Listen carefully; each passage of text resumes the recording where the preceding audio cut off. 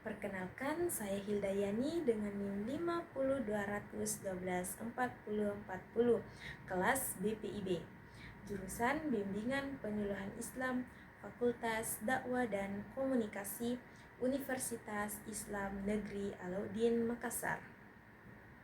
Pada kesempatan kali ini, saya akan mempresentasikan materi tentang aplikasi teori Freud dalam memahami perilaku. Video ini dibuat untuk memenuhi tugas mata kuliah Psikologi Kepribadian dengan dosen pengampu Bapak Dr. Usman Noer, SAG, MAG.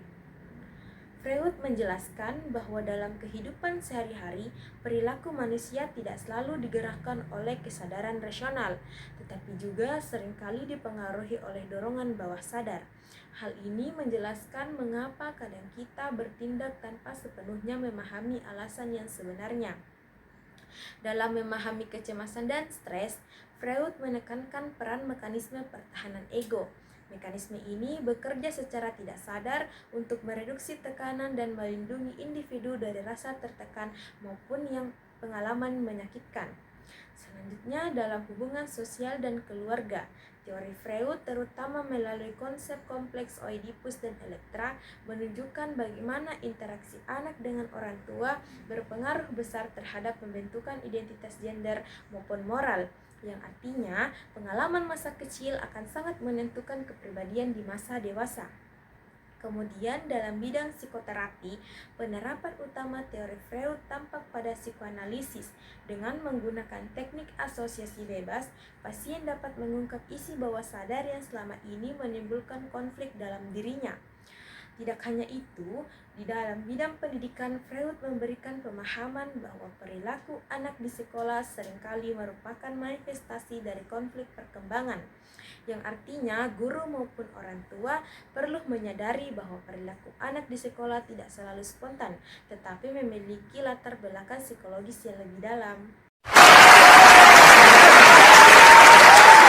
Baik, setelah membahas materi aplikasi teori Freud dalam memahami perilaku, selanjutnya kita masuk pada kesimpulan materi kepribadian Sigmund Freud.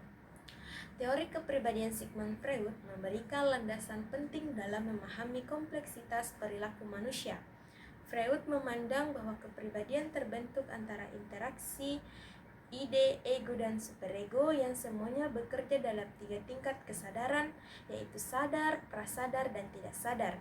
Selain itu, perjalanan perkembangan manusia dijelaskan melalui tahap-tahap psikoseksual, yaitu oral, anal, palik, laten, dan genital. Setiap tahap memiliki pusat kepuasan tertentu. Bila konflik pada tahap ini tidak terselesaikan, maka akan timbul fiksasi yang berdampak pada pembentukan kepribadian di masa dewasa.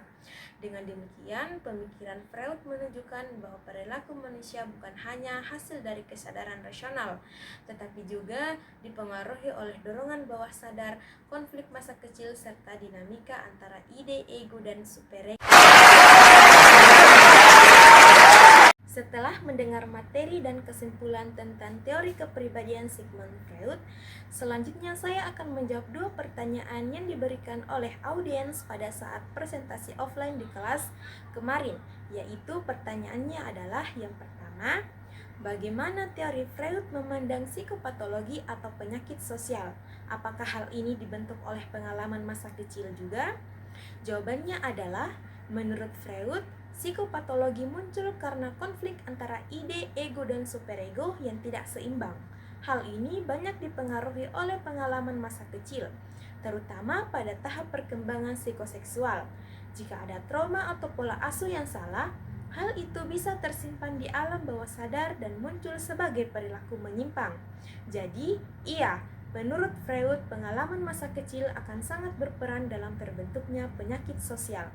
Kemudian yang kedua, apa yang menjadi kausalitas dari seorang Sigmund Freud memikirkan tentang psikoanalisis dan psikologi modern? Jawabannya adalah, kausalitas Freud memikirkan psikoanalisis berangkat dari pengalamannya sebagai dokter saraf yang banyak menangani pasien dengan gangguan histeria. Ia melihat bahwa keluhan pasien tidak hanya bersumber dari faktor biologis, tetapi juga dari pengalaman batin dan trauma masa lalu. Dari situ, ia menyimpulkan bahwa alam bawah sadar punya peran besar dalam membentuk perilaku manusia. Hal inilah yang kemudian mendorong lahirnya psikoanalisis, yang juga menjadi salah satu dasar perkembangan psikologi modern. Itulah tadi jawaban dari pertanyaan dari audiens. Saya ucapkan terima kasih. Assalamualaikum warahmatullahi wabarakatuh.